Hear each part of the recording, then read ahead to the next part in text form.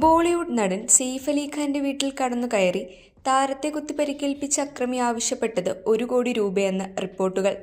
സെയ്ഫ് അലി ഖാന്റെ വീട്ടിലെ ജോലിക്കാരിയെ ഉദ്ധരിച്ചാണ് ദേശീയ മാധ്യമങ്ങൾ ഈ വാർത്ത പുറത്തുവിട്ടത്. പോലീസിന് ജോലിക്കാരി നൽകിയ മൊഴിയിലാണ് ഇക്കാര്യം പറയുന്നത്. അക്രമിയുടെ CCTV ദൃശ്യങ്ങൾ പുറത്തായതിനു പിന്നാലെയാണ് ഈ വിവരം കൂടി വരുന്നത്. കൂടാതെ അക്രമി ആദ്യം കടന്നു ചെന്നത് സെയ്ഫ് അലി ഖാന്റെ 4 വയസ്സ് മാത്രം പ്രായമുള്ള മകന്റെ മുറിയിലേക്കാണെന്നും റിപ്പോർട്ടുകൾ വ്യക്തമാക്കുന്നു. സെയ്ഫിന്റെ ഇളയ മകൻ ജഹാംഗീറിന്റെ മുറിയിലേക്കാണ് അക്രമി ആദ്യം എത്തിയത്. കത്തിയുമായി അക്രമി ഇവിടെ എത്തിയതെന്നാണ് ജോലിക്കാരി നൽകിയ മൊഴി. ജഹാംഗീറിനെ പരിപാലിക്കാനായി നിയമിച്ച ആയയാണ് വിവരം പങ്കുവച്ചത്. ആക്രമണത്തിൽ 3 പേർക്ക് സെയ്ഫ് അലി ഖാൻ, നഴ്സ്, മറ്റൊരു ജോലിക്കാരിക്കും പരിക്കേറ്റിരുന്നു. ആദ്യം ഇവിടെ ഉണ്ടായിരുന്ന ആയയെ കത്തികാട്ടി അക്രമി ഭീഷണിപ്പെടുത്തുകയായിരുന്നു. ഇവിടേക്കെത്തിയ മറ്റൊരു ജോലിക്കാരെയും രക്ഷിക്കാനുള്ള ശ്രമത്തിനിടയിലാണ് സെയ്ഫ് അലി ഖാന് പരിക്കേറ്റത്.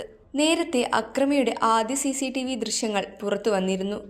ഫയർ എൻട്രൻസ് വഴിയാണ് ഇയാൾ നടന്റെ വീട്ടിലേക്ക് കടന്നത്. ടീഷർട്ടും ജീൻസും ഇട്ട ഇയാളുടെ തോളിൽ ഓറഞ്ച് സ്കാർഫും കാണാമായിരുന്നു.